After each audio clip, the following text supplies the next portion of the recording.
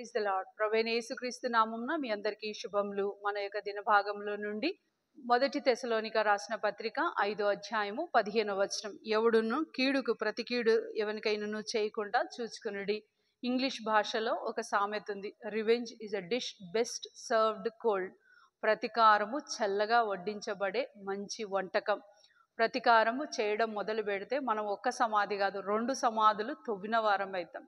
ఆ ప్రతీకారము ఎంతగా దారితీస్తుందంటే పూర్తి సమాజం అంతా, ప్రపంచమంతా అంధత్వంలోకి తీసుకెళ్తుంది.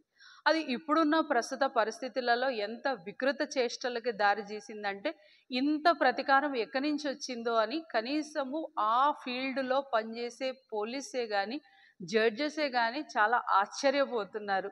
ప్రస్తుతం ఉన్న పరిస్థితులు అంత భయంకరంగా ఉంది. కానీ ప్రభు యొక్క బోధలు, ప్రభు యొక్క లక్షణాలు ఏమని చెప్తాయంటే, కీడునకు ప్రతి కీడు ఎప్పుడునూ చేయడానికి వీలు లేకుండా చూసుకోండి. అది ఎవ్వరికీ సాధ్యం కాదు. ఒక రోషం కలిగిన క్రైస్తవత్వంలోకి మనం రావాలి అని అంటే, ఆ ప్రభువుని మనం వెంబడించిన వారం అయితే, ఆ ప్రభు యొక్క బోధల్ని మనం తప్పనిసరిగా పాటించే వారంగా ఉన్నాం.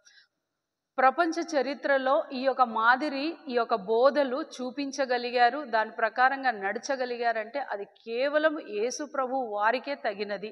ఆయన కీడునకు ప్రతి కీడు ఎప్పుడూ చేయాలని కోరలేదు, ఆయన చెప్పనూ లేదు. మనం కూడా ప్రభు యొక్క ఆ బోధల్నే పాటించాలని ప్రభు యొక్క ఆశ. కీడునకు ప్రతి కీడు ఎప్పుడు చేయడానికి వీలు లేకుండా చూసుకోవాలి.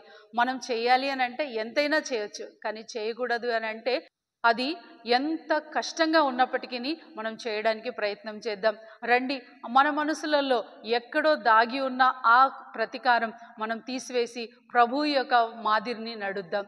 రండి, ప్రార్థన చేసుకుందాం. ప్రియమైన తండ్రి, యేసు ప్రభు ఘనమైన నామంలో మీరు మా ముందు ఉంచిన గొప్ప మాదిరి, కీడునకు ప్రతి కీడు చేయవద్దు అని, అట్టి బోధల్లో నడుచుటకు మాకు కూడా సహాయం దయచేయమని ప్రార్థిస్తూ యేసుక్రీస్తు నామంలో ప్రార్థిస్తున్నాం తండ్రి.